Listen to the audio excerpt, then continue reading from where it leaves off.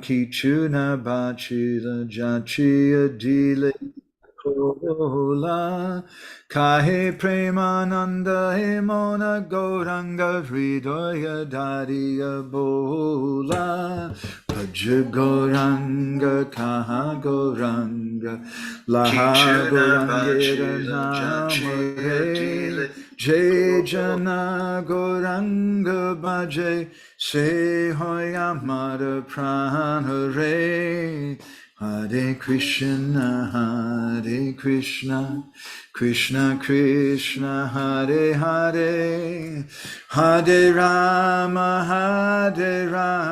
Rama Rama, Hare Hare, Yasyaiva Padambuja Bhakti Labhya, Prema Bidhana Padma Pumata, Tasmai Jagan Mangala Mangalaya, Chaitanya Chandraya Namo Namaste.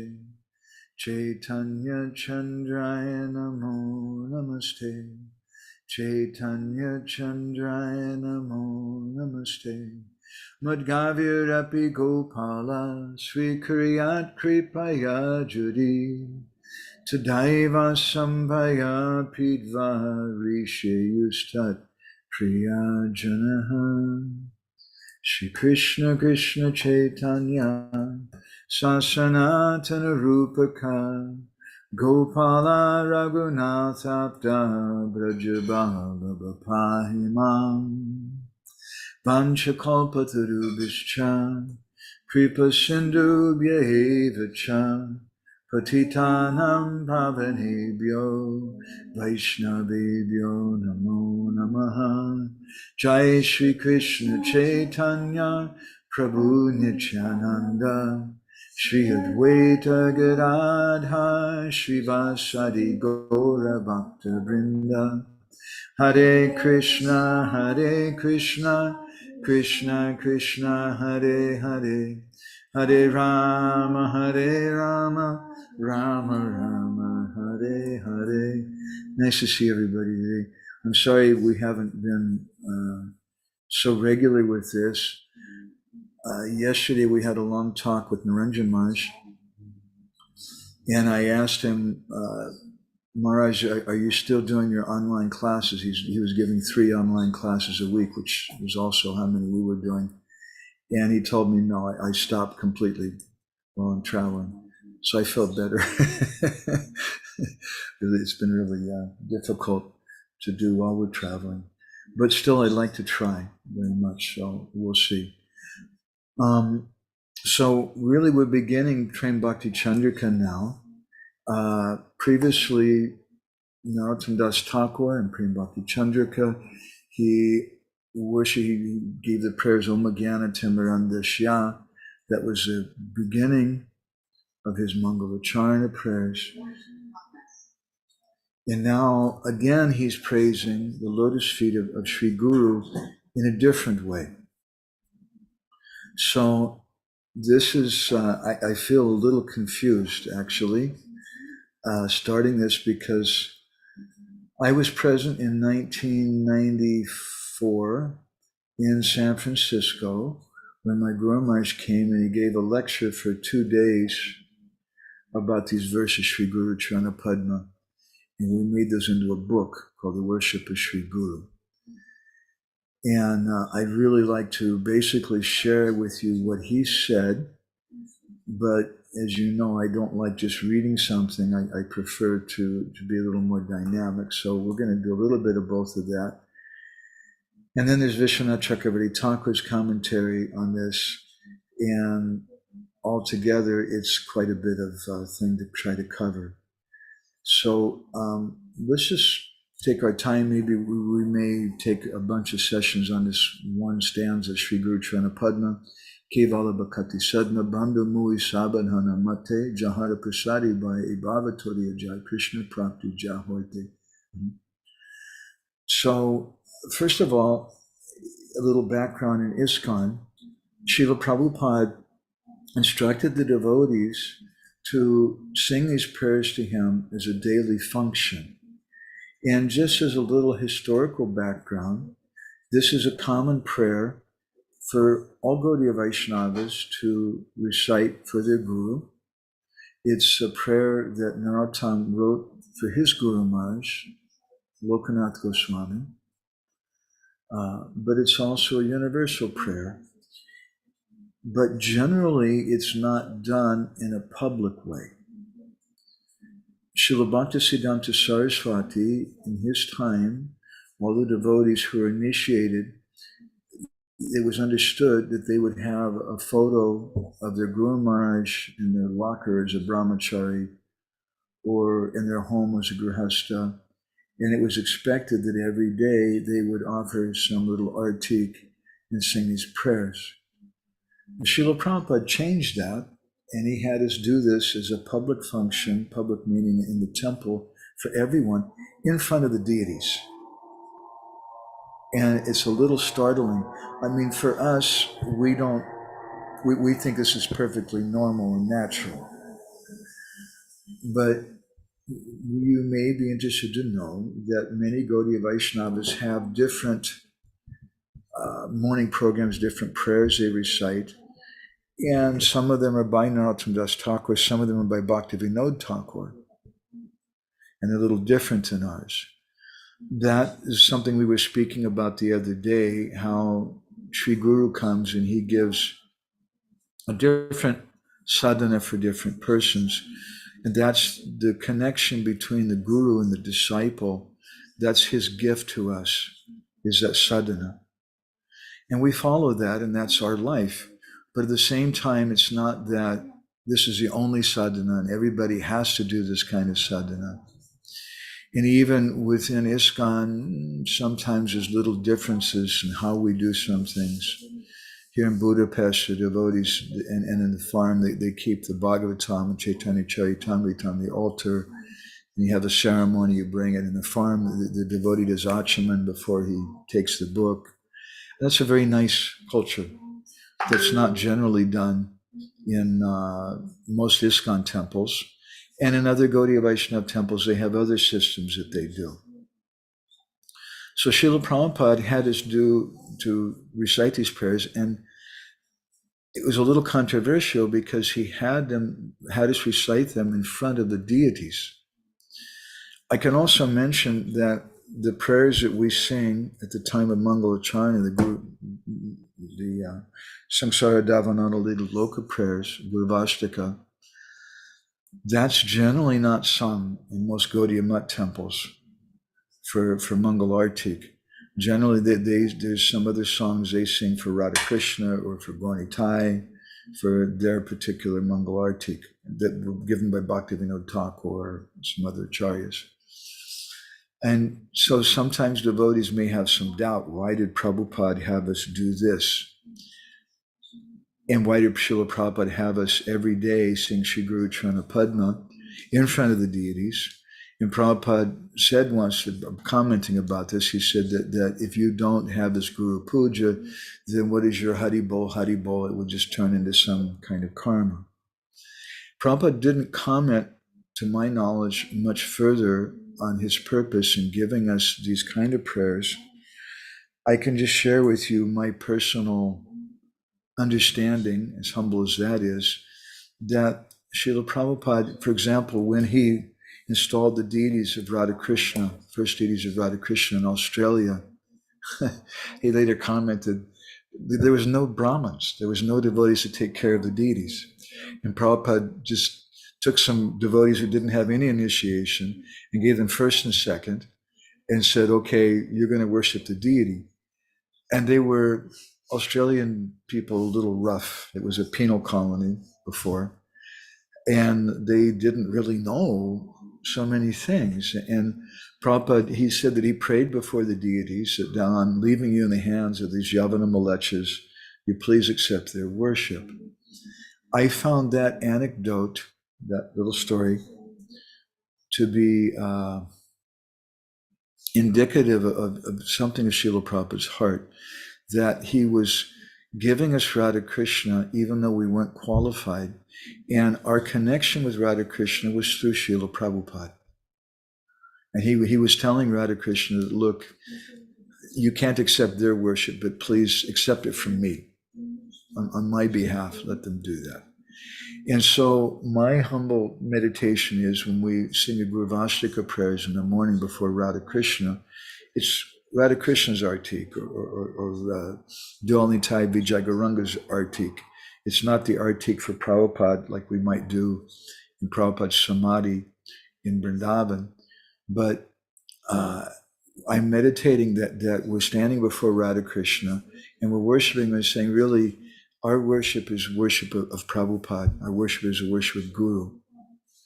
And through this, we're worshiping you. And there's a verse in Chaitanya Charitamrita, which I often quote, Tate Krishna Bhaji Kori Guru Sevan, that our Krishna bhajan is our Guru Seva. We can't do any bhajan separate from Gurudev. So this is my personal meditation, why Srila Prabhupada gave it. And I don't appreciate sometimes some of our friends, our family members in Gaudiya Math, they've doubted, they said, why you sing like this? You should sing some other thing. But no, Srila Prabhupada gave us this. We follow Srila Prabhupada's order. And it makes perfect philosophical sense to me that we do like this. And just a few other notes on the morning program. Prabhupada told us to sing the Nrisimha prayers. And some Vaishnavas, they say, well, that's not a standard thing to do. We're Gaudiya Vaishnavas. We don't worship Lord Nrisimhadeva, we worship Radha Krishna. However, Bhaktivinoda Thakur has given prayers to Lord Nrisimhadeva, praying to Lord Nrisimhadeva that you please give me qualification to worship Radha Krishna. And we see that the Brijbasis in Vrindavan, they worship Lord Nrisimhadeva. There's a deity of Nrisimhadeva said to be worshipped by Nanda Maharaj. It's not uncommon, but it depends on what our motivation is. We're, as Gaudiya Vaishnavas, we're followers of Radha Krishna. And we could establish that, perhaps. I'd rather not go through a lot of pramanas about that. I hope everybody can simply accept that we're followers of Radha Krishna. So Prabhupada gave us Nrisimha prayers to help us. He's Bhakti Vigna Vinasha.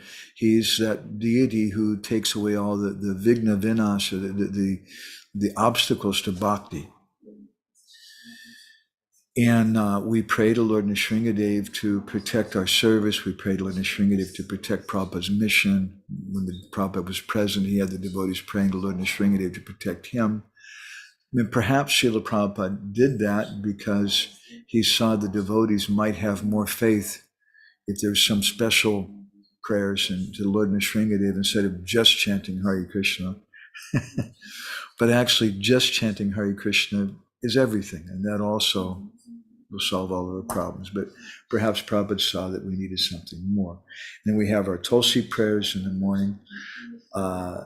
That's something we speak about quite often. So our devotees online are used to hearing from us about that subject. Some of the devotees here are not. I'll just make a few comments about that. I found it very interesting, these particular Tulsi prayers that Srila Prabhupada gives are banned in the Gaudiya Math because they're too rasik. You're praying that please make me into a Saki Manjari and give me Nikunja Seva. It's a very, very high thing. For us, we don't know any Bengali. We can't understand anything. It's not such a problem. And I was curious where Srila Prabhupada got these prayers. And then once I was at Radha Damodar Temple, where Srila Prabhupada spent a number of years staying, and I noted that every day they sing these prayers twice a day. They have Tulsi Puja there. And just incidentally, another controversial thing, everybody chants Krishna Bhakti Pradidevi, Satyavachana, not Vishnu Bhakti Pradidevi. And there's two good reasons I can think to chant Vishnu Bhakti, and there's about 5 or 6 good reasons I can think to chant Krishna Bhakti. We chant Vishnu Bhakti because Srila Prabhupada wrote a letter to Govinda Dasi about that, and he said Vishnu Bhakti. We chant Vishnu Bhakti maybe because our temple authorities have decided that's our standard. And so that's another reason we don't want to cause trouble. But Krishna Bhakti, we may chant Krishna Bhakti because that's the original verse. And all the other Gaudiya Vaishnavas who recite that, they chant Krishna Bhakti. All the Bengali songbooks that I've seen is given Krishna Bhakti. Even our ISKCON Bengali songbook gives it Krishna Bhakti, not Vishnu Bhakti. Now, that's one reason, or two reasons. The third reason is because Srila Prabhupada approved the original songs of the Vaishnava Acharyas, and in the original edition of that, it says Krishna Bhakti. And Srila Prabhupada approved that as a standard for our society.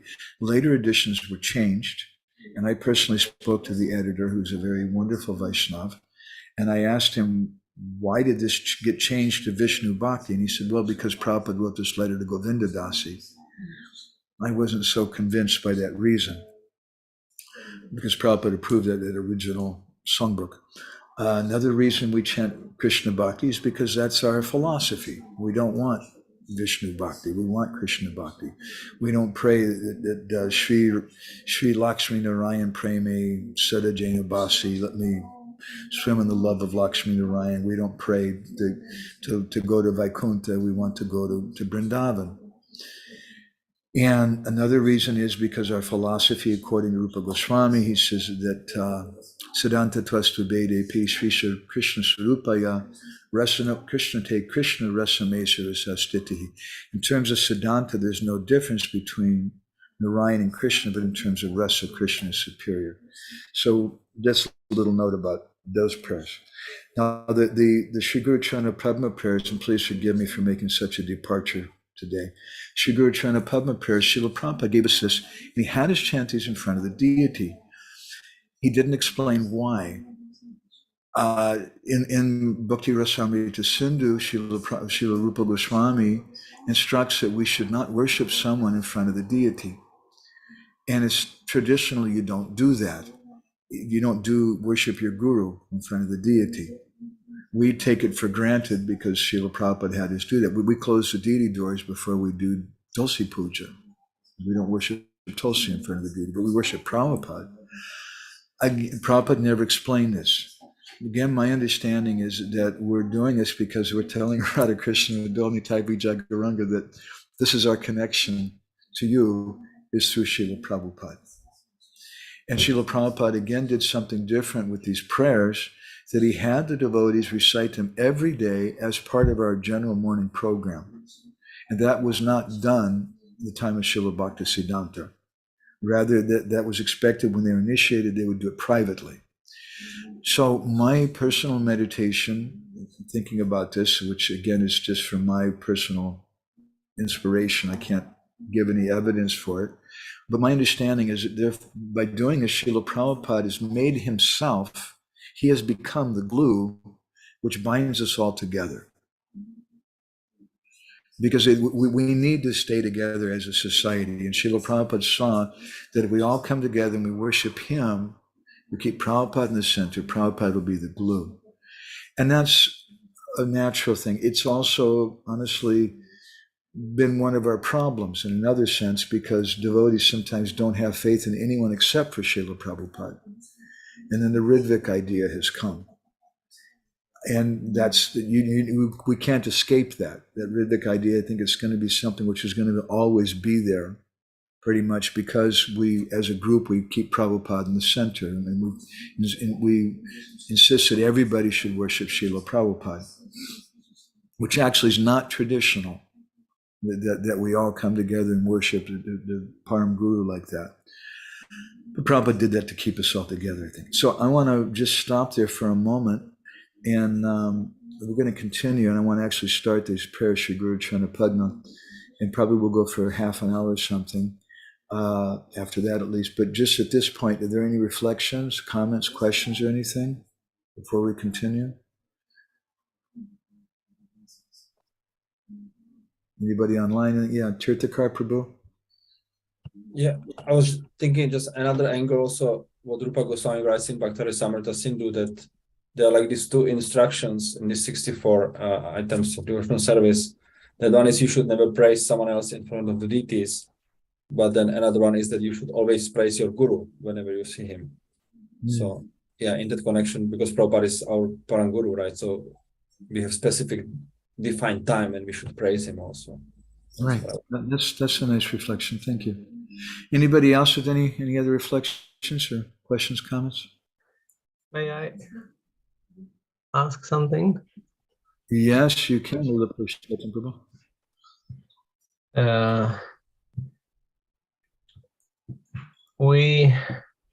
It's it's kind of a controversy, but you always claim you like it. So. Oh, good. I like controversy. Just don't offend anybody. Actually, let me interject a little thing here. I'm having a controversy right now on Facebook. Facebook's great for that because I gave a class yesterday to the devotees here called The Definition of a Vaishnava is He Doesn't Criticize Anyone.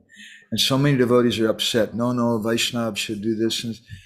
And it's helped me to reflect deeper on why Srila Prabhupada sometimes spoke things and why devotees become disturbed when you say that you shouldn't chastise or criticize someone. And my reflection is that there's a difference between social criticism and individual criticism. Sometimes the leaders don't like it if someone comes and speaks some social criticism. Have you heard that before, Leela Purushottam Prabhu? Mm-hmm. We know you. But my Guru Maharaj, Ayendra Prabhu, and many different devotees, they'll speak some social criticism. And there's a difference between that and ninda. Ninda is criticism of a particular person. And we hate the sin and not the sinner. My Guru Maharaj would speak very strongly about bogus gurus and about this and that, but he wouldn't speak about any particular individual, at least in public, like that. So social criticism is not a bad thing if it's done in a constructive way, but ninda is another thing. And I forget why I just interjected that comment in your question, but go ahead.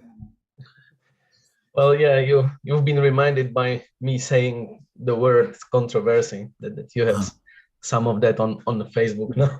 So social criticism is constructive. I don't see a problem with. I have no problem with it as long as we're not speaking ill of some particular person. And that's a whole big topic, why we shouldn't speak ill of any particular person. One reason being because we can't see them. We don't know their heart. And maybe they did some really, really terrible thing 10 years ago or something, but we don't know. Maybe they've reconciled that with Krishna and Guru. And it's just not our business. So we stick to criticizing the sin and not the sin. So please go ahead. I'm sorry for being so verbose. I'd like to ask, because just recently I've been facing a discussion on this topic, that we have a different phases of history in our movement when, let's say, of understanding the relationship gurus to Srila Prabhupada, and in that regard also of the disciples of the ISKCON gurus to their gurus, respective gurus, and to Srila Prabhupada. And we could see that, like if we say the first phase would be like zonal acharya system, which practically introduced something like that those zonal acharyas were meant to be worshipped in the same manner with the same respect as Srila Prabhupada, proved not be really a healthy approach. Then we got Ritvik Bhatt as a response to it, which was another crazy idea, not really like practical or usable. And now we are in the outcome of those two extremes. But what and now we are getting papers from Srila Prabhupada's disciples about establishing Srila Prabhupada in the position of a founder acharya with a proper dignity. And that's perfectly correct. I can perfectly identify with it. But sometimes we can face as a grand disciples of Srila Prabhupada, that we are not really allowed to worship our respective gurus like with a full heart, as a you know, like what with the feeling of surrender that that disciple should cultivate definitely towards his Guru Maharaj, towards his Gurudev. So there is this kind of a strange situation that even those Prabhupada's disciples who are now in the role of our gurus, they are probably they don't want to fall prey to the same situation as their predecessors, right, at the beginning after Srila Prabhupada left this planet. So they are very concerned to not accept the worship in the same way. But my dilemma is that the essence of the question is, what about us?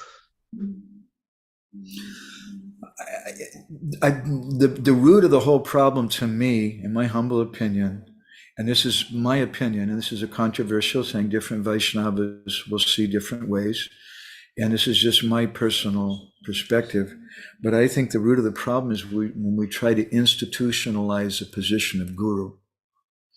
And I could compare it to, you can't institutionalize friendship.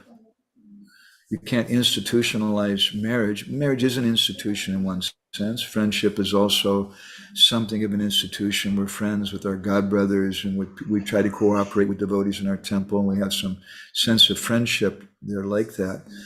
But to have rules put on us that you can only have this person as your friend, or this person as your wife or husband, who's approved by the GBC or someone, that's strange. And it's the same thing with guru. Guru is a personal manifestation to an individual devotee. So it becomes complicated when we try to institutionalize it. And what happens is like a pendulum swing. On one hand, it went too far in one direction, and in the original 11 gurus in ISKCON, they tried to institutionalize their position that everybody must worship them, including their god brothers. And like in Los Angeles at one time, I think they had 11 different Vyasa-sans.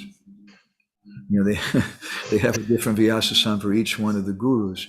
We just, as a society, we just really didn't know how to deal with all this. We're growing. And then there was a lot of fall downs amongst those gurus. And then we went to the other extreme, either with the Ridviks or what my Guru Maharaj would call Prachana Ridvik Vad, where we say things like Srila Prabhupada is the main guru, and sometimes the gurus, they say, I'm not qualified, I don't know Krishna, but I know Prabhupada, and I'm connecting you with Prabhupada. And that's okay, but if someone, to be really a little blunt, if someone's not qualified, if they don't perceive Krishna, if they don't have a relationship with Krishna, how do they really understand Srila Prabhupada? And how is it that they can really be guru? Now, that's a big subject matter about the qualification of guru. I accept on one level, I accept the simplest definition and I accept the highest definition, both. We can look at two different ways. The simplest definition is anyone who's initiated can give initiation. That's the simplest definition of guru. And just but a little more than that is a guru is someone that you have faith in. Because if you don't have faith in him, then how can you accept him? Well, what kind of faith?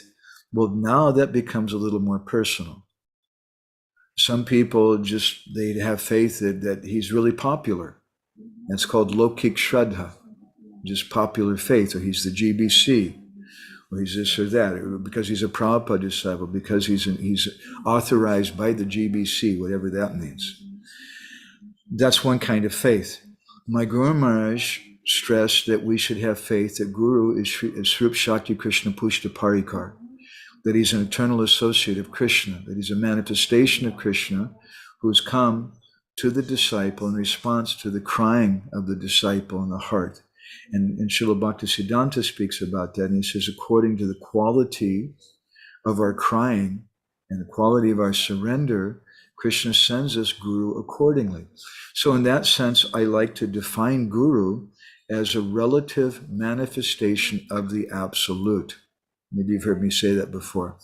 He's absolute, he's Sakshat Ritvin, he's a manifestation of Krishna, but he's relative because my guru is not necessarily your guru, is not necessarily her guru, is not necessarily his guru. So that's a relative position. So it becomes complicated in the society when we try to institutionalize the position of guru. And I'm saying this with a big sigh. Some leaders feel that we have to do that. And I respect that. They're leaders. They have a right to make decisions. And we read in Chaitanya Charitamrita and the story of Sanatana Goswami, that one purport Srila Prabhupada says that the Brahman Vaishnavas, they offered respects to the Chankazi when he came to visit Sanatana Goswami's Bhagavat Saptaha. He was reciting the Bhagavatam with some Brahman Vaishnavas, and they all offered respect to him. And Prabhupada comments because they saw Krishna in his position. So certainly we can also see Krishna in the position that someone has in the society. Someone's a temple president, someone's a GBC, and we respect that officially. My Guru Maharaj said, but there's a difference between that respect and the respect we give to our Gurudev. He has an institutional position. I respect that for cooperation, but it doesn't mean you can't force me to have faith in him in the same way that I have faith in my Gurudev. That's just common sense. You work for a business and you respect your boss. You try to be friendly with your boss and whatever, but it doesn't mean you have absolute faith in your boss. And you may be much closer to some personal friends.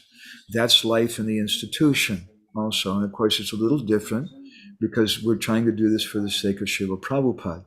But I become very disturbed when I sometimes see, as I did once in Mayapur, one prominent senior devotee giving a presentation about guru, and he said there's different types of gurus. There's Siksha Guru, Diksha Guru, and there's a temple president. And I really, I have a big problem with that because I can't choose my temple president. That's kind of pushed upon me. I can choose my Diksha or my Siksha Gurus. And I consider it a kind of spiritual rape. It's a very strong statement to force someone to have someone as a guru if they don't have faith in them. So I don't agree with that principle. I do agree we should be very respectful to the temple presidents and to the police and to the government and like that, because Krishna sent them. But it doesn't mean that I have the same kind of faith in them that I do in my Gurudev. And I think if we try to artificially impose that, we're going to destroy our movement, to be really blunt. Because devotees will lose faith when they see the temple president's not such an elevated person, but they're insisting that I have to worship him as my guru, then everything becomes mechanical. So really to the root of your question, and as disciples, how do we function? I've learned to be tactful. To give you an example from my personal life, for almost 30 years now, I think 26, 27 years, I've been in charge of the festival for my Guru Maharaj in Mayapur for his disappearance festival. And it's a little awkward. I have godbrothers who are coming and they'll sing in the kirtan, Jai Gaur Govinda Swami Acharya Thakur. They'll sing like that. And there's some Prabhupada disciples there. And for them, he's not Acharya Thakur. For some of them, maybe some he is, but some he's not. And I don't feel comfortable with that. So on one hand, I have those guys. On the other hand, I have our ISKCON devotees.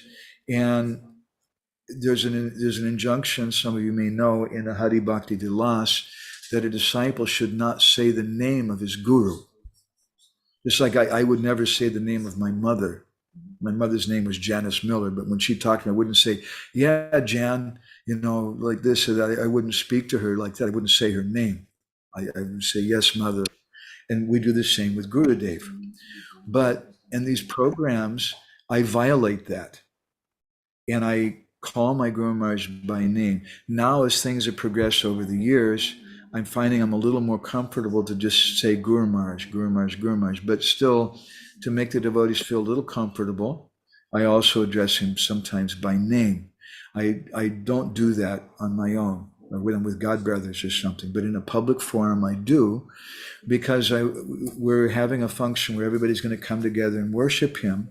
I want it to be real from their heart, and they're not seeing him as Gurudev. They're seeing him as Gauragovinda Swami. So I speak his name in that way. So that's my answer to your question. I guess the essence of the answer is that we have to be intelligent and see time, place, and circumstance, how to deal with things. Another example is I don't post a whole lot of things from my Guru Maharaj on Facebook. Sometimes I do. I don't post a whole lot of things from Vaishnavas that I love and that I respect hearing from on Facebook, because a lot of people don't have the same kind of faith that I do. And if I post it there, sometimes somebody says some nasty thing and it hurts my heart. And so I'd rather Gopayed Gurum Atmana, as Sanatana Goswami instructs us in Hari Bhakti Vilas. I keep my Guru a secret. I don't share him with everybody. And I wrote that article. It's in, I think, issue 17 of Krishna Katamrita Bindu. You're probably familiar with it, called The Hide Your Guru. And we spoke some principles about that. Jai Pataka Maharaj liked that so much. He's got like 60,000 disciples or something. Radha Jivan Prabhu, how many disciples does your Guru Maharaj have now? Do you know? Yeah, I think 60,000. Yeah, 60,000. 60,001 counting you now. So, I hope I'm a disciple, a proper disciple. Trying at least. So we have this new kind of strange thing to deal with, which is called the institution, which binds us together, and we're trying to. But really, I don't like to think of it as an institution. I like to think of it as a seva sangha. You heard me probably speak about that quite a lot. This is the Sangha of Srila Prabhupada, by which we come and do service together. So we have to be practical. And if I show my Guru Bhakti in public in ISKCON, it's going to disturb some people. And they'll even criticize. They may criticize my Guru, and therefore I should be private about it. But when there's a function of God brothers, I've attended Vyas Puja programs in New Braja Dham for Shil Shivaram Maharaj and Jadumna Maharaj, and the devotees, the disciples, there freely express their devotion to the Guru, and they should be able to do that. And outside people who are coming, they understand that this is going to be something for disciples and devotees who love them, and they're okay with that. But we don't generally do that in public in the temple. That's a simplistic answer. There's a lot to it, but I think the essential point is that we should be sensitive and respectful and not try to in a childlike way, try to push everybody that you should all have the same kind of devotion to my Guru that I have. It's just not right. Is that helpful? May I just ask you one little more thing? If you would be asked to summarize your or what would be your advice? How would be a conduct of let's say, healthy, mature conduct, understanding of ISKCON member initiated by the disciple of Srila Prabhupada, mostly these days,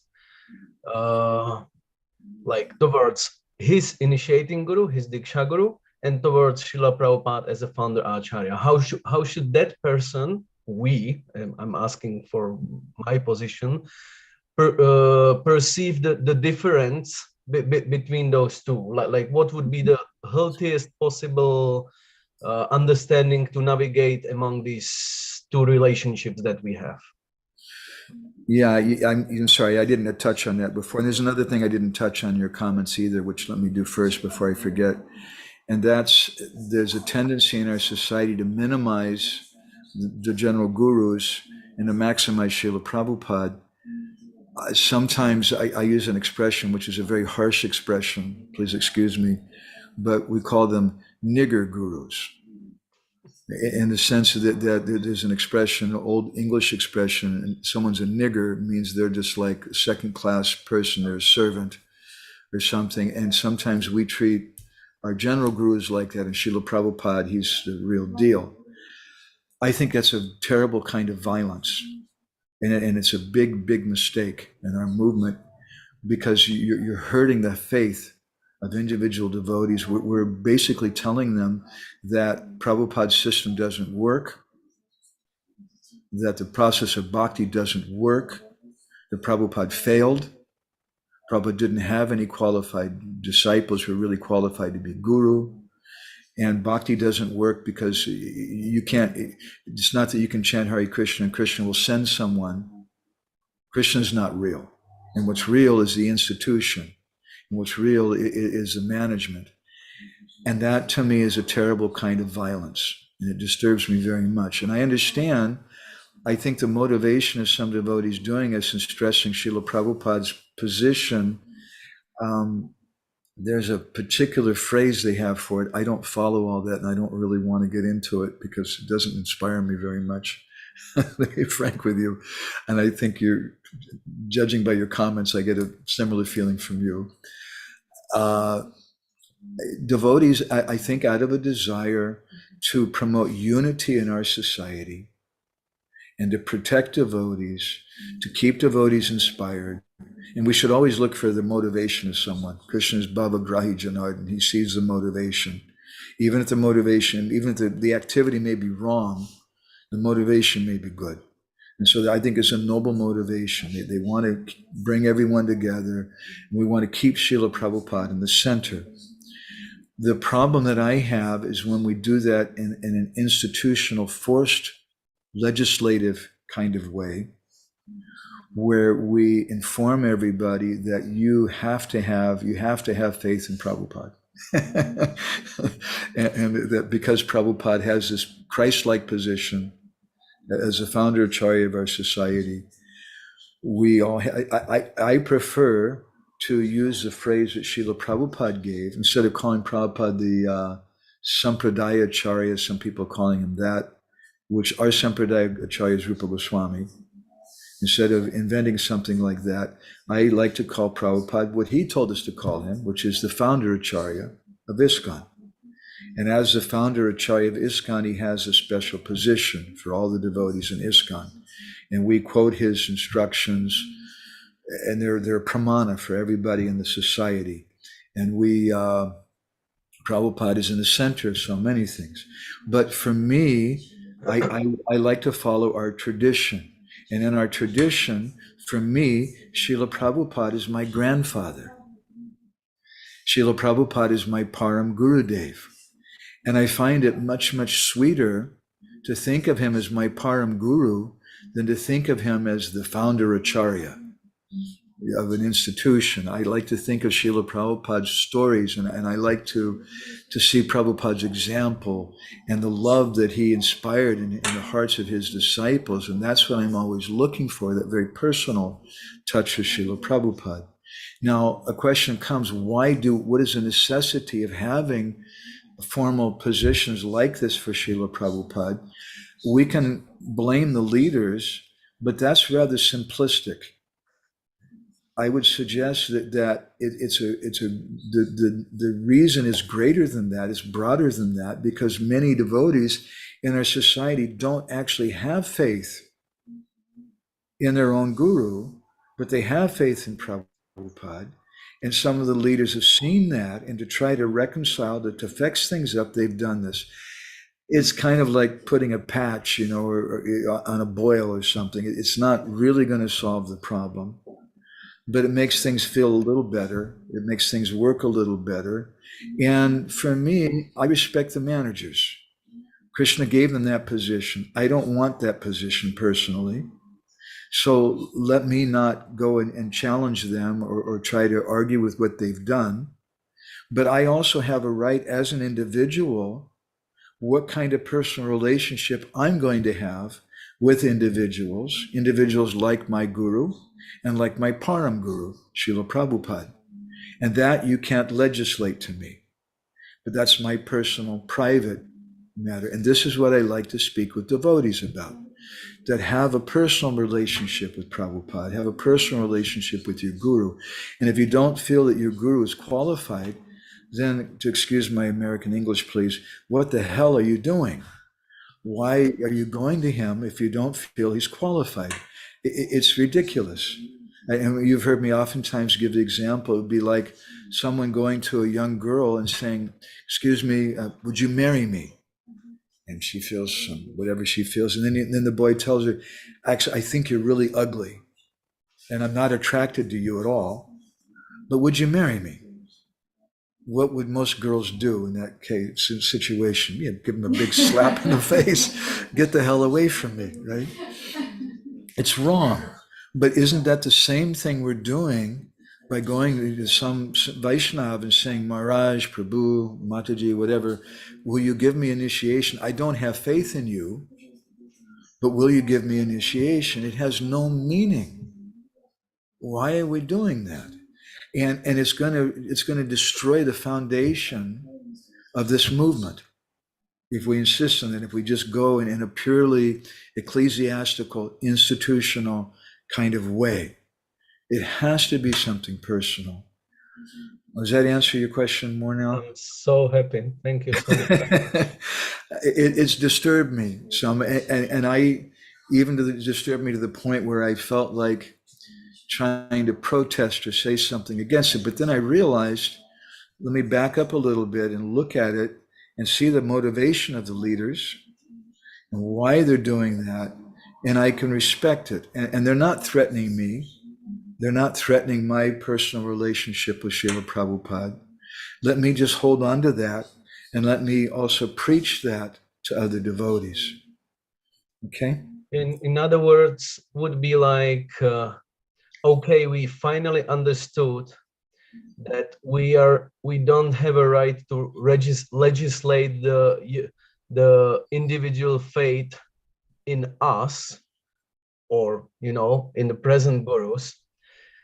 But what they are saying under the line, they're saying like, at least we have to keep this right to legislate the fate in Prabhupada, without that touch of the personal involvement of our appreciation of Srila Prabhupada, of our recognizing his greatness, his uniqueness, and like that. Just we tell you he's founder Acharya, and that's why you have to, in the brackets. So that's what I really what I really appreciate on your point, that we should bring the devotees, the general devotees, to the point of learning, appreciate Srila Prabhupada from their heart, on their personal experience with Srila Prabhupada, through his books, through his lectures, through his instructions, through his followers, and thus that the reality of the appreciation comes from your personal experience, from your personal appreciation for Srila Prabhupada, and that I can really appreciate so much, because you know me very well. So you know very good how difficult it is for anyone to legislate something on me too. And I think everybody in this Sangha right now, it's a common thing. But there's some people who want that. There's some people who just find it uncomfortable to think. They don't want to have to think. They just want to be told what to do. And maybe they're neophyte to the point where they're not comfortable being an individual or having a personal relationship with their guru or with Srila Prabhupada. So that's what the managers do. They manage things. And I respect that. But as individuals, we also have to stand up for ourselves. I'll give you an example here in Hungary. There's been a history, I don't want to get into details, but some of the leaders in the past were a little too intense and very, very controlling. And some of the devotees, Gaunitai Prabhu knows what I'm talking about, Mr. President. Some of the devotees were kind of just sucking up to those leaders and just doing whatever they said and things. And then after the leader had their problem, then all of a sudden they hate that leader and they say all kinds of bad things about the leader. But I would suggest that it's not just the leader's fault, it's our fault. Because why should I blindly follow someone? I have an obligation to myself, but also to Srila Prabhupada's movement, to not be a blind follower. Now, that doesn't mean that now it becomes a little more delicate.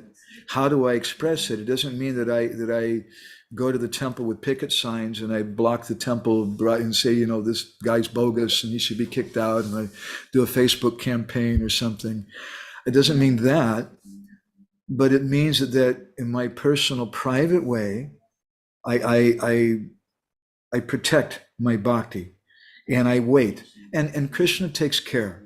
If I have some position, if I'm a GBC, if I'm a zonal manager, if I'm a temple president and I see there's a temple commander who's acting like a little Hitler or something in the temple, then I have an obligation, I have strength to change that. If I don't have the strength to change that in a position, then I take shelter of bhakti, and we take shelter of this principle. And again, going back to this thing about criticism, there's nothing wrong with constructive social criticism, although sometimes some leaders will feel threatened by it and be disturbed by it. But if we're being respectful and we're quoting Shastra and we're not critical of any individual, that's not Vaishnava aparad. That's something beneficial. And we should always, as a progressive society, allow that and even encourage that. But what we should always strictly discourage, which is very terrible and destructive, is criticism of individual persons. Okay, let me just say a few words about these verses, and then I'll go ahead and stop, and maybe we'll have any other further discussion from everybody. So, Sri Guru Charana Padma. My Guru Maharaj spoke a lot about the words Sri Guru. And he commented that these are very significant. He's not just saying Gurudev Charana Padma, but he's saying Sri Guru Charana Padma. What is the significance of the prefix Sri before the word Guru? Sri Guru, the word Sri has a number of meanings. Shri means Shobha. Shobha means beautiful. Shri means Sampada. Sampada means a kind of transcendental wealth or asset. Shri also, another synonym of Shri is Shrestha. Shrestha means the topmost. So Shri Guru means that personality who's endowed with Prema Bhakti, and therefore he's very beautiful. And he has this Sampada, this Prema Bhakti Sampada, this wealth of transcendental love. And therefore Shri Guru is the topmost Guru. And Guru Maharaj comments, he says that the word Shri is used because there's no question of Shri Guru disappearing or not being manifest. After my Guru Maharaj had left, one of Srila Prabhupada's godbrothers, his name was Bhakti Pramod Puri Maharaj, he left this world. And I was in Puri and I was invited to the Gaudiya Math to attend the disappearance festival for him.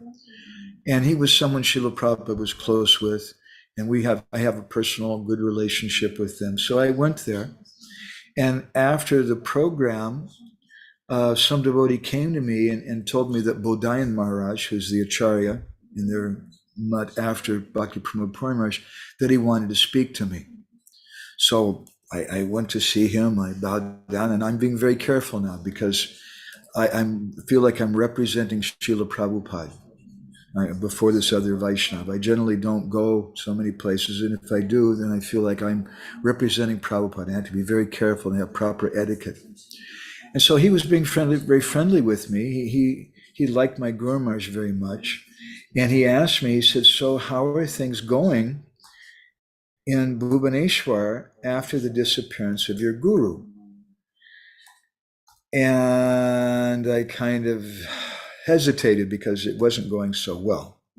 And I didn't know how it's kind of a real personal thing, and how frank I should be with him. He wasn't really our family member, but I thought best to just be straightforward. And they said, well, Maharaj, not so good. And he said, well, why? I said, well, a lot of my godbrothers, they left after my Guru Maharaj left. And then he asked, where did they go? And it became a little more complicated because many of them went to one or two different gurus in the Gaudiya Mutt. And I don't want to complain about them. He's a Gaudiya Mutt devotee. I said, so they went to mostly to such and such Maharaj. And then then Bodhaya Maharaj asked me, he said, oh, did your guru tell them to go there? And again, I'm really trying to be very sensitive. I said, well, no, not exactly, but he was always glorifying sadhu sangha and speaking about how we should do sadhu sangha. And I spoke like that. And then Bodhaya Maharaj was a little quiet. And he folded his hands, and bowed his head, and he said, I don't mean to offend anyone. He said, but if you accept your guru as Sri Guru, then, meaning that he's always present, then whatever instructions he's given you, that's your life and soul. If you don't see him as Sri Guru, then that's no problem. You may go to some other person and take instruction or whatever. But as my Guru Maharaj is saying here, that Sri Guru means someone who doesn't disappear. He's always present. So we should we should want Sri Guru. That's the first thing. What do you want in a marriage? What do you want in a relationship with Guru? We should want the best thing. We should want a good relationship with the wife or the husband that's going to work. We should want a guru who's on the topmost platform. Why else would you get married? Why else would you take initiation? So we should want someone who's Sri Guru. And maybe he is, maybe he isn't. That's another thing.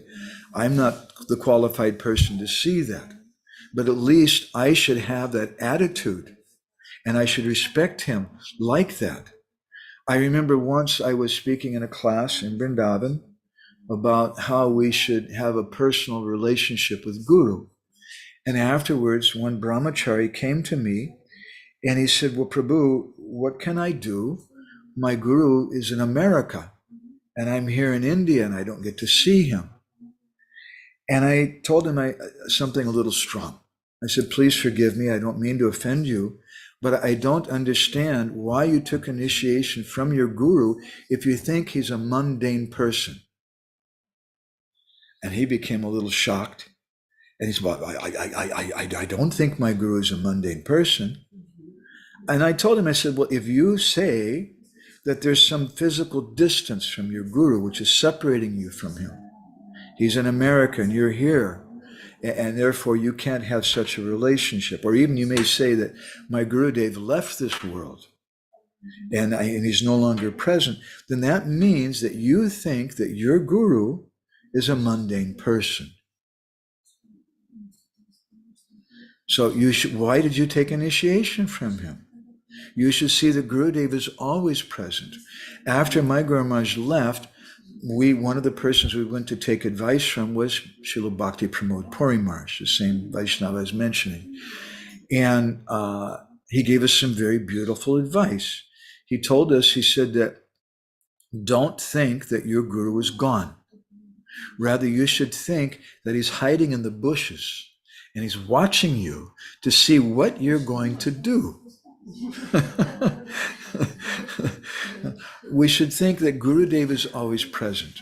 In one article in Sajjana Toshini, Bhaktivinoda Thakur uses the phrase man mora bhav, which means basically means someone who's brain dead. And he says someone who thinks their guru is dead, they're man mora bhav. Your guru is not dead. Your Gurudev is always present. He's Sri Guru. But if you think your guru is dead, then he's not dead, you're dead.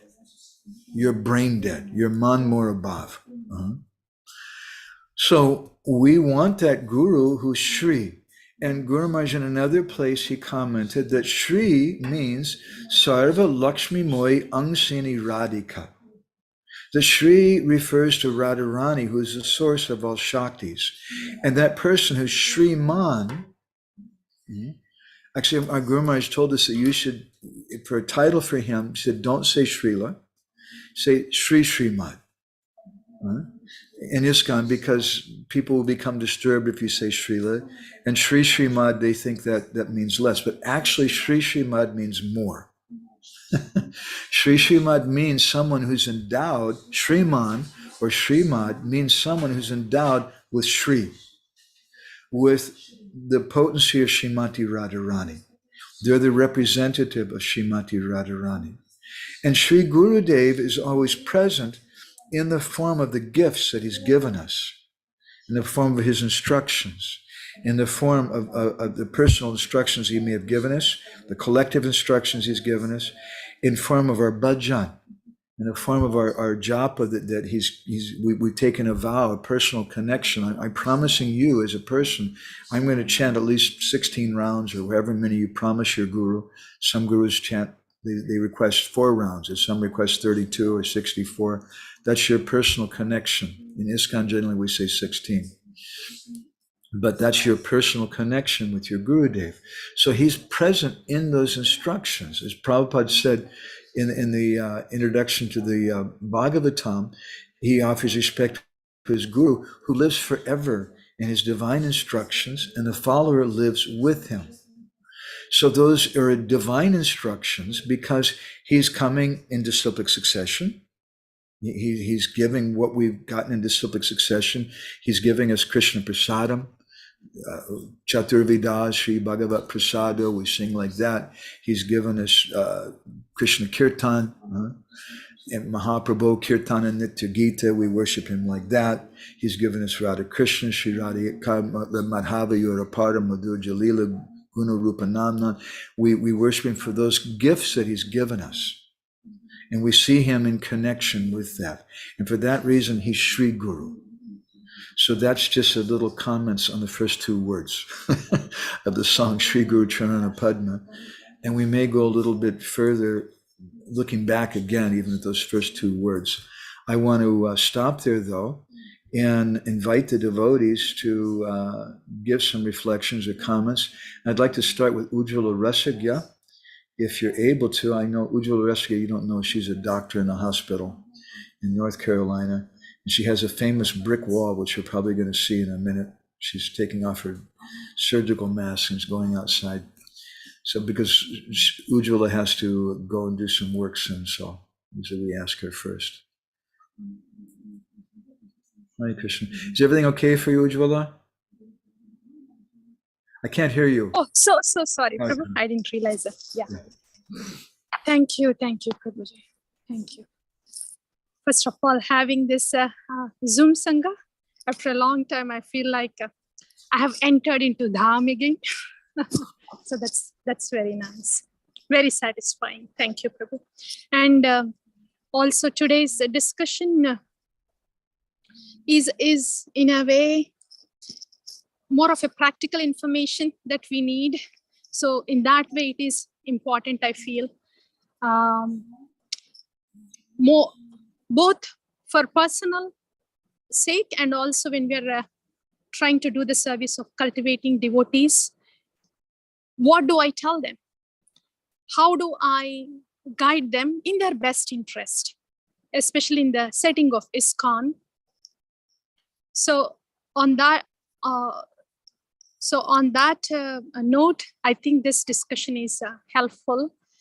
And me personally, I had to navigate my own way to see that my personal bhakti is growing at the same time.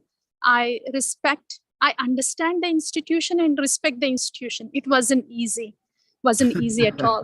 And I have to say this now, Prabhu, until I got this Sangha, I didn't know how to understand an institution. And not only understanding the institution, but how can we be a solution part to it, not a problem part to it.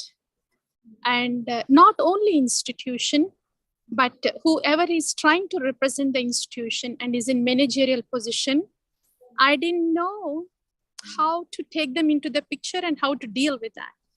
So you have very nicely made this clear, even at the personal level too, how to look at the managers and at the same time be a part of the Seva Sangha, see what we can do to this Seva Sangha, at the same time not get so much affected in your bhakti if their standard or behavior is something different than expected. So all this has been very helpful, Prabhu. Though it is not philosophy as such, but only when these practical things are fixed, then and these are aligned and is out of our way, we can really relish the katha with no thorns and stones coming in our way. So in that way, it has been very helpful. After all these things are sorted out and I got a little clarity, then all these things didn't bother me much. And I was able to do my japa, my own sadhana. And when I had to guide somebody in the congregation in their best interest, with whatever guidance I have received, I have learned that I have to wait and see what actually they are looking for. And as you have beautifully said, some want to be told, then fine, please go ahead. If you want to be told, there is a set protocol and this is what it is. But some like to know what is beyond being told. Then I have to wait until that time and then see what can be nurturing to their personal growth in bhakti, and at the same time not be disturbed so much about what is going on at the institutional level. We don't have to be disturbed. These two things will parallelly exist. Institution will exist, our personal bhakti will exist. So in that way, it has been very helpful, Prabhu, for my own personal understanding and journey, and also to help other devotees. That was equally important for me too, because I somehow, with the help with your guidance and whatever blessings, tried to make my journey till here, but I didn't know how to convey this message to others. How and when to convey in their best interest. So that part was also helpful. So very thankful, Prabhu. Thank you. Yeah, we have to learn to become a good doctor, like Ujjwala Rasya. A good doctor doesn't give adult strength aspirin to a child, to a 2-year-old child. You have baby aspirin, children's aspirin for that. We have to, a good expert sadhu vaidya, sadhu doctor, knows what to give to the particular persons. And what we understand with children, we give them children aspirin at first, but then I don't know, when they're 12 years old or 15 or something, we start giving them some more adult medicine. And similarly, we should understand and see where people are at. Sometimes they need some baby medicine in the beginning, but we're hoping that they're going to keep growing. They don't, some terrible thing doesn't happen. They don't die. We don't lose the patient, or they leave or something, that they'll keep progressing and to the point where we can give them some adult medicine, some more powerful medicine. We just have to see where they're at. And we have to acknowledge and respect the managers of the temple, just like you respect the administrators in the hospital and you cooperate with them, even though you may not agree with them all the time. Some of them are not vegetarian, probably. You don't agree with that, but still they're managing the hospital, and to the sake of cooperation, you're friendly with them and you work with them and things. And we should take the same kind of intelligence, the same kind of obvious, it's an obvious point, and practice it also in our bhakti, and not expect too much from the leaders in our society. It's a difficult thing to manage a temple. Yesterday, Niranjan Maharaj was speaking with us, and he was telling us that he doesn't like to ask. He was asking some little, there was somebody who needed their plants watered. He's asking us if we could help with that. And he was telling me, I don't like to ask the temple authorities for something like this because they have so many things they're busy with. I don't want to trouble them with that. So, it's like that we should respect them And they're persons, and they also make mistakes sometimes. Sometimes we do. I mean, you're a parent with 3 daughters, 2 daughters, 3. 3. Now, I'm sure in your case, you've never ever made a mistake with your daughters, right? Yeah, sometimes you chastise one of them for being up too late, and you didn't understand it. Actually, there was some emergency or something. There was some reason behind it, and you chastised them too quickly, or you gave some rule, you gave some punishment even, and it wasn't really just. You made a mistake. So if they love you, I hope they do, I'm sure they do, then they'll forgive you. Oh, it's okay, mom really loves me and she made this mistake. So we should also have the same love for our managers in the temple, and let them make mistakes, and we should work together. If we become strong individuals and we're confident in our bhakti and we're steady in our personal bhakti, then we can really help the temple a lot. And we see the situation because they always need help. And the biggest help that I think the biggest thing we can as individuals do for the temple is to give an individual touch, is to be there and be a person. When someone new comes to the temple, I was a Bhakti leader in Los Angeles. I remember once there was one new person who come to the temple, and I saw him in Mangal Arti. That's full hell. And I had as a Bhakti leader, I had this thing. I would just go and make friends with such people. And one such person, he's my godbrother now, Vivekananda Prabhu. And he told me it really helped him that someone came and was just a person with him and just friendly and caring. So that's such an important thing that we can do for Prabhupada's mission. Just be at the Sunday feast program, just be someone, just be a person and love people, and also cooperate with the management. It's a big thing. Thank you, Ujjwala. Yes. I'm sorry. I know you got to get back to work and things. Thank you so much. Prabhu, do you want to share anything? Do you have any reflections you want to share? You mean me? Yes. Okay. Yeah, I really liked Ujjwala Rasika Mataji expression. I really agree with her very nicely. She expressed this kind of 2 line, the institution and the bhakti, which institution definitely helps us to at least understand what is bhakti, understand our feelings, understand the Vedas, understand what's guru.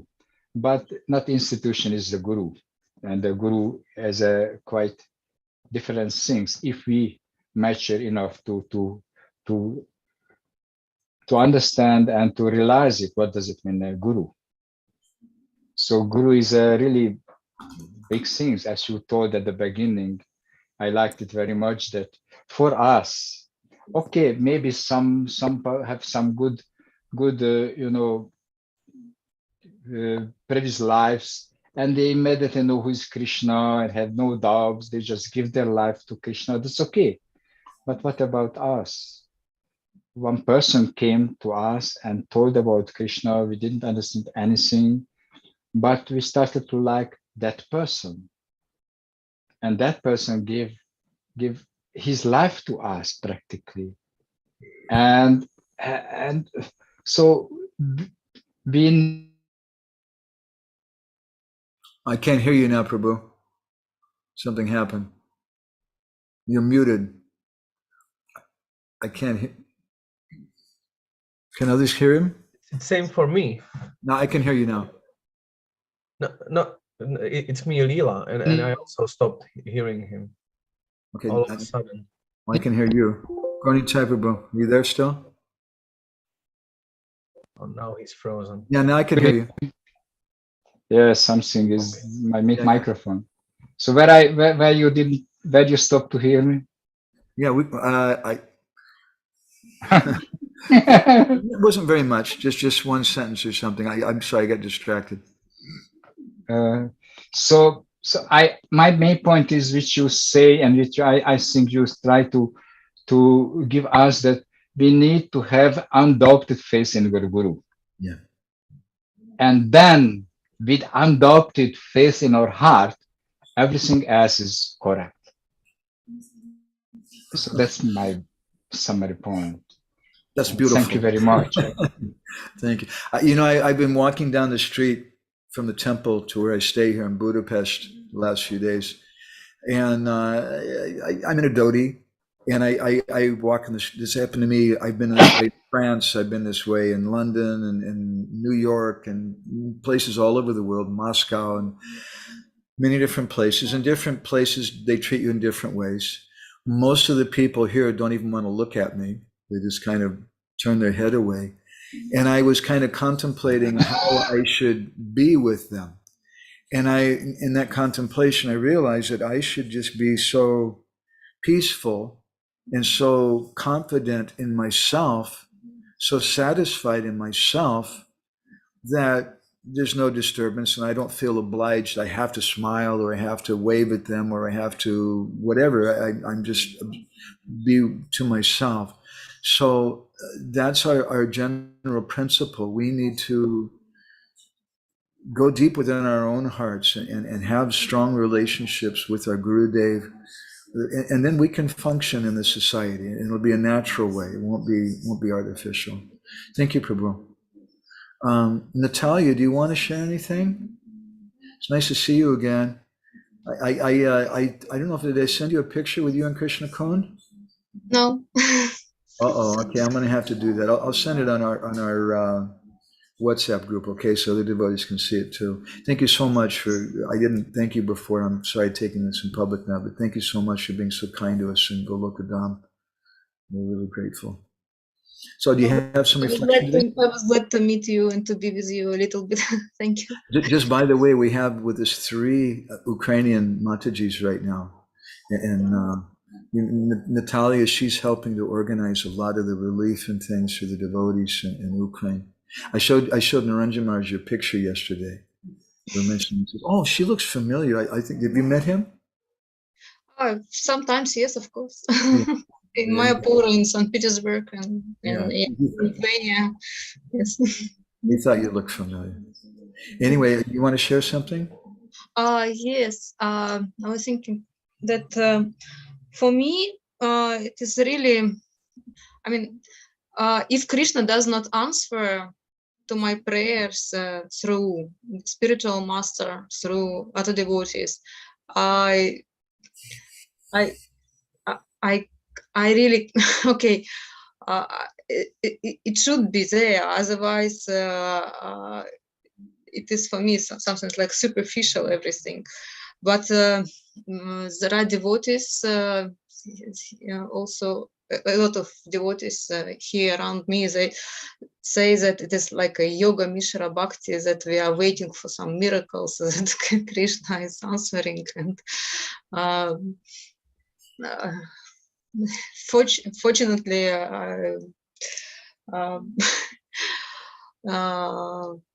like I don't know what's okay. I would say that I have confirmation from lectures of Srila Sachinandana Swami that he also cannot live without miracles, cannot live without Krishna, who is showing his mercy and through devotees, through other things. So such this. Natalia and Natasha, I pray that you never give up your hope for miracles. The day that we give up hope for our miracles is the day that we die and things begin to end. You can't tell the gopis are waiting for a miracle. They're waiting for Krishna to return to Vrindavan, and that's a miracle for them. And you can tell them it's not going to happen. Forget it. Just be peaceful. Just be with your husbands, or you can tell them you can go to Kurukshetra or this or that and see Krishna. But the gopis, they want this miracle. They want Krishna back in Vrindavan, and that miracle, that's the essence of our bhakti. It's pratyaksha, this practice. It's not just something external, but it's something which is realized, and we should always pray for that. And it may take a long time. It may even take many lifetimes. But if we're very, very determined But Krishna, I want you to come. I want Prema Bhakti. I don't want to just be initiated or be accepted in the temple, but I want Prema Bhakti. And some people will say that's not reasonable. Don't pray for that. Just be practical. I hope you're not practical like that. Be impractical. or as we were saying in Golokadam, be an idiot. You know, we need more idiots. We need God's idiots. Are you in Golokadam now? No, I'm in Estonia. Back. No, you're back now. Okay, back for the warm weather in Estonia. Hare Krishna. Anyway, thank you very much again. Hare Krishna. Let's see. Anybody? Tirthakar Prabhu, do you want to share anything? Yes, there is few things. Actually, I listened to this your seminar on Guru Tattva, which you gave. It's like 17 parts or something like that. About disciples, different types of disciples. Yeah, different types of disciples, but but it's About Guru also. Yeah. And I'm recommending it to all devotees which are studying with me in these different groups. And I know that this Guru Tattva topic, it's at least that my experience with devotees who are studying with me, that it's really not well understood in our movement. You know, so I'm stressing it a lot, and I'm also recommending they should listen this and that point what you said, that actually this over stressing, let's say one type of guru over another, like you mentioned, like Srila Prabhupada, like a Param Guru, and then like our Diksha or Shiksha gurus, and then like you cannot dictate your heart, right? That's what you said. That's really like very inspiring for me. And my Guru Maharaj is also from beginning guiding me in the same direction, you know, that it is a question of the heart. And many times I sometimes told him that I'm inspired now at this moment, like to listen a lot of Srila Prabhupada lectures, and he said, yeah, that's completely normal, you know, like just take inspiration wherever you are inspired to, and then when I speak with him about certain things, and that's a question of the heart, you know, so that's really nice. Thank you very much, Prabhu. Yeah, this is what I was thinking about a minute ago. Maybe I didn't clarify it really, but just in the same way that I'm walking on the street in Budapest and people are looking at me, maybe they feel uncomfortable. I'm there, but I'm not there. I'm walking on the street, but I'm not really with those persons. I should be internal. And in the same way, in our society, I'm there, but I'm not there. I'm with my Gurudev. I'm in a private space, but I'm there in the society too. I'm a staunch supporter and team member. I help support the mission, but I have my personal thing, and that's required. And that's the only way we can really help Prabhupada's mission too. Although it may be uncomfortable for some people, because some people, they want uniformity everywhere, and that's how they think they're going to have unity. But our strength is in diversity, not in uniformity. I can't repeat that enough times. Okay, thank you, Tirthakar Prabhu. And let's see, how about Radha Jivan Prabhu? Do you have any reflections you want to share today? I was just reflecting on the little story you told on Srila Prabhupada, how he was in Australia and he initiated his disciples into Brahmin initiation right away.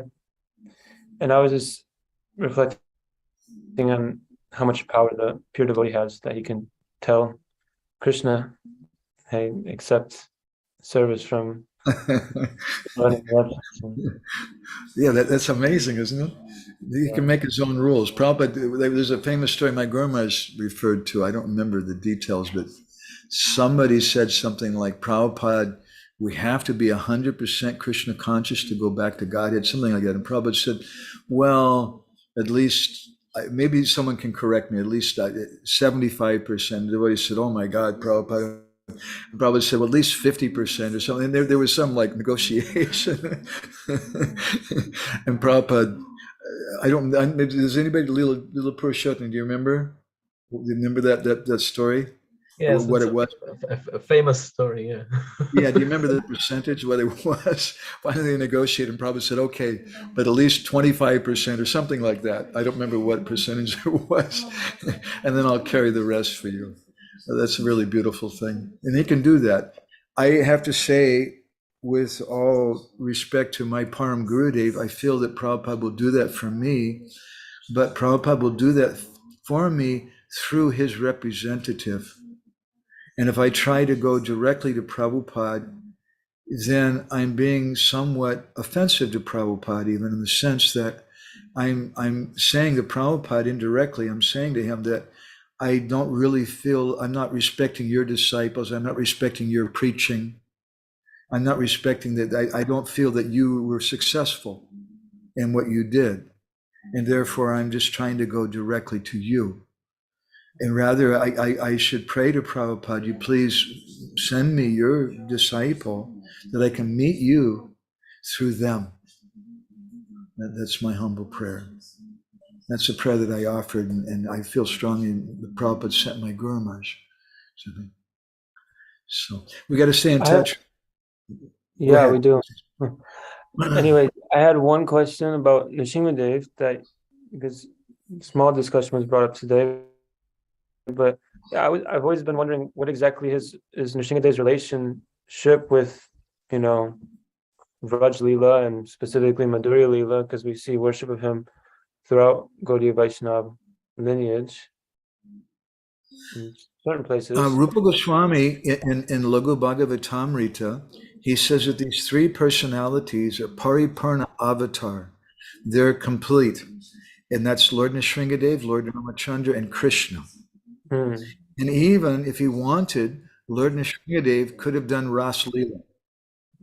It probably would have freaked the gopis out. And Lord Nrisimhadev, as a form of the Lord, is not the repository of Madhurya Ras in the same way that Krishna is. But still, Lord Nrisimhadev is Paripurna Avatar. He's complete.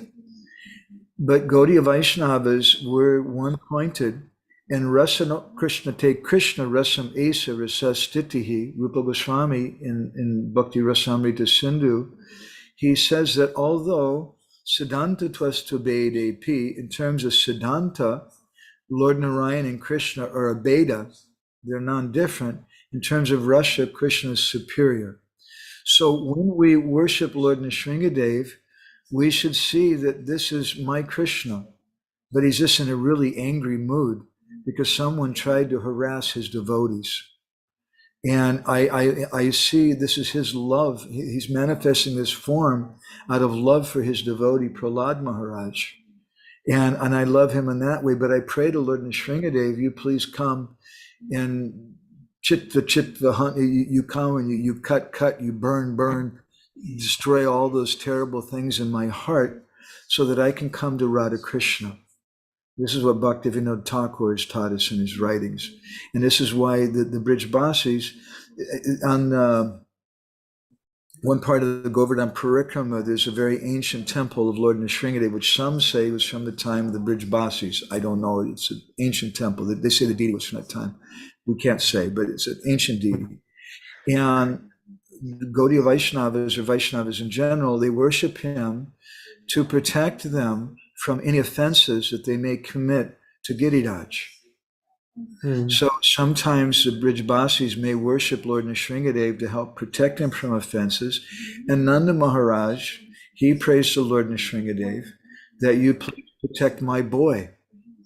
And Mother Yashoda, when she's chanting mantras after Putana was killed by Krishna, Mother Yashoda really freaked out, to use an American expression.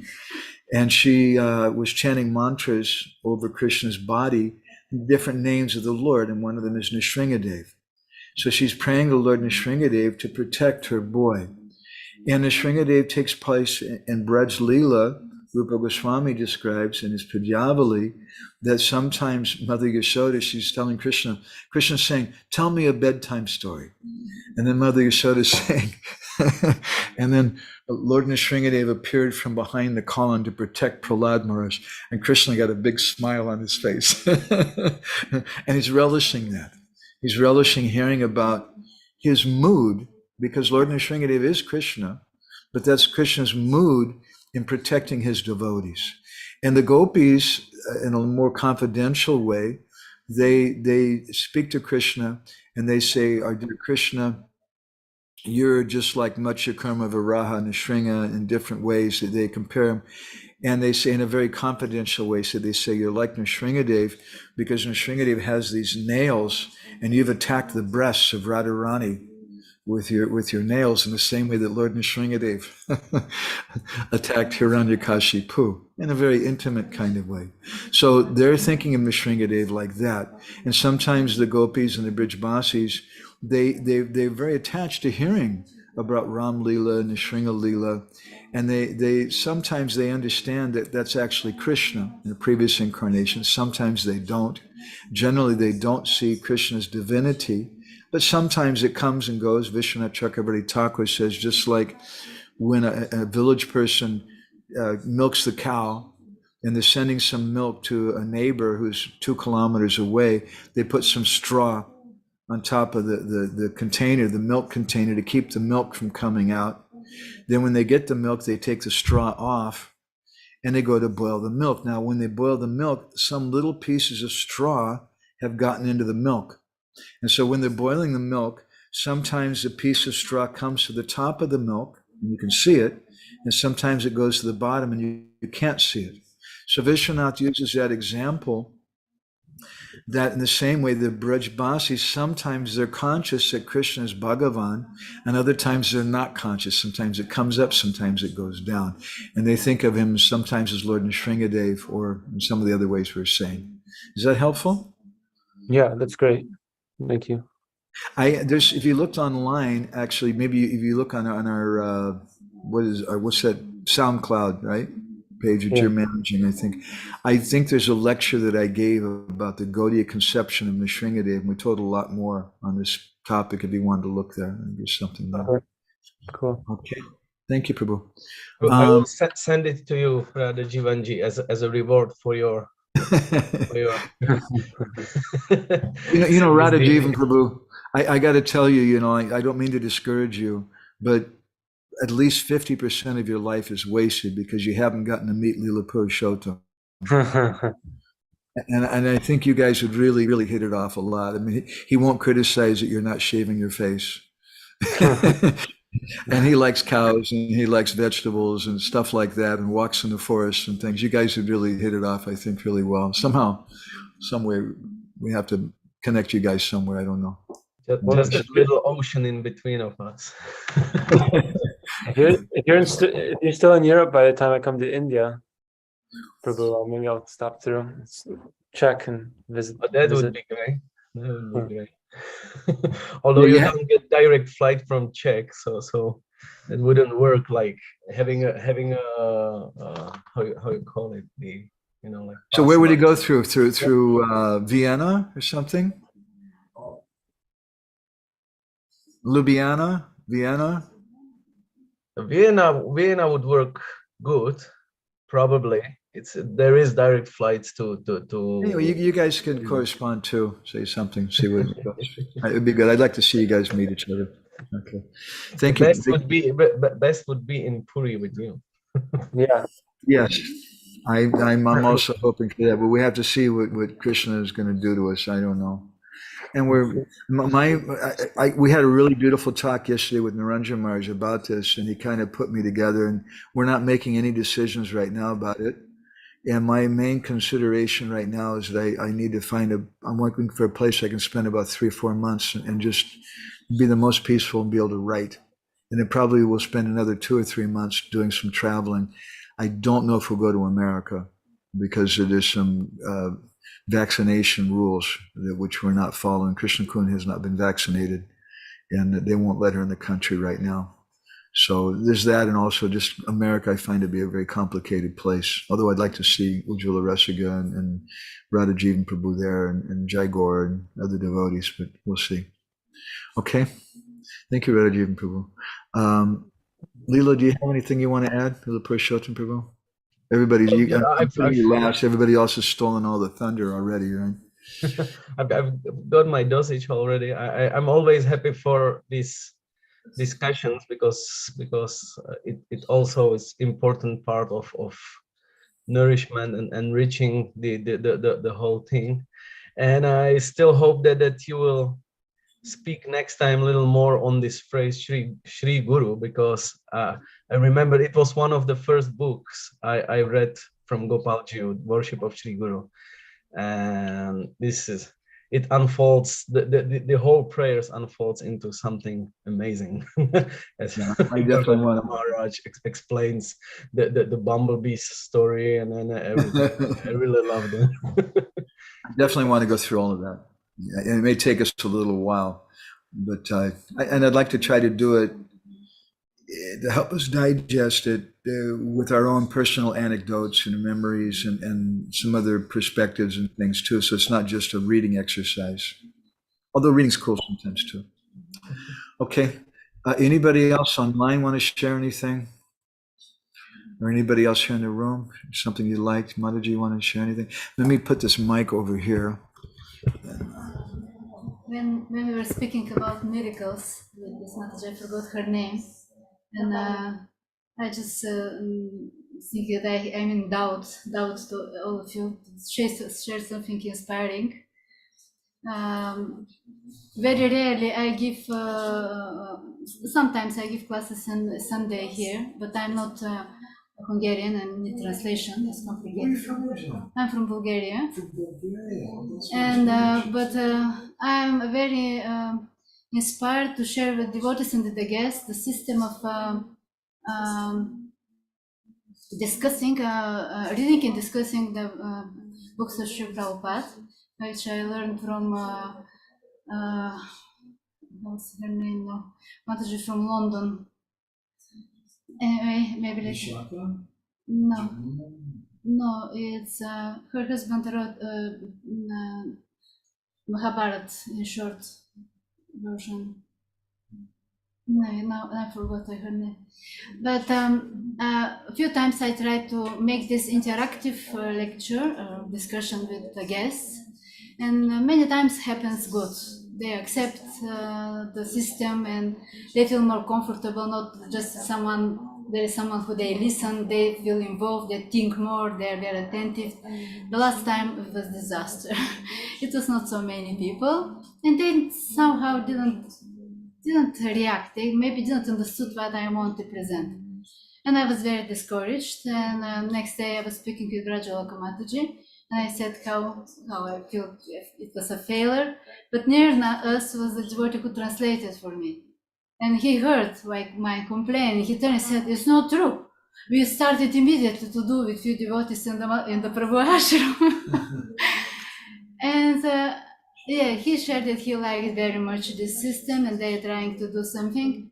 And today I met him after a long time. I didn't, because summer was very active for all the devotees in the yatra. And he asked me, "Do you have a minute?" And he said that he spoke with a few of our leaders, some senior devotees also, and of this topic, that feel that we are inviting devotees here and very quickly after this effort day to join, we actually losing them. He has this experience and he feels bad about that. And he figured out that this way of communicating, associating with each other, discussing and studying together the books of Srila Prabhupada is very helpful. And the senior devotees with whom he speaks encourage him. And now he turned to me and said, "Mataji, please, because you introduced this to us, do we have time for a few times to meet with a few of Prabhu's in the ashram who are very inspired? We want to learn this. We want to teach the devotees because otherwise we will not survive." He was very direct. He said, "We see that our society is suffering because we don't have relationships on this basis." And he's a young person, a young devotee. I was so happy to hear this, that he came to this conclusion in very proper procedure, like asking senior devotees their opinion, consulting with them, with his friends, and they decide that this is the solution. And they want to apply,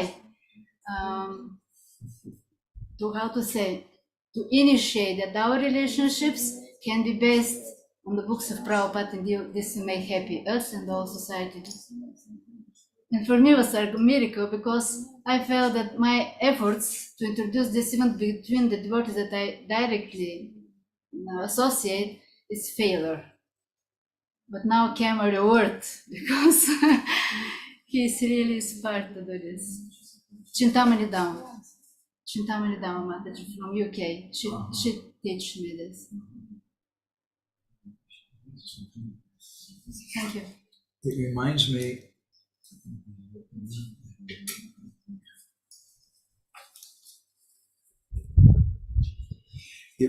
me, of some comments that I heard from Jamuna, Prabhupada's Jamuna in the past, that she called it the Krishna magic. And sometimes the devotees would have to pay a bill once they had to pay the rent on the temple in San Francisco, and there was no money, and they were going to lose the place. And they just went out in the street and all of a sudden there's all these $100 bills. Just it's a Krishna magic, and things happen. If there's no magic, there's no life. We should have but we shouldn't be sentimental and fanatical, but we should have some faith that magic can happen. Anybody else have anything? Reflections? Yeah. Let me just turn this now.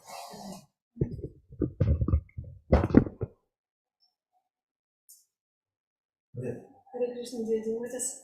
I'm very appreciate that I'm here, and I'm very grateful to you for this amazing class. A little louder, please, if we can ask. Yes. Can you speak louder?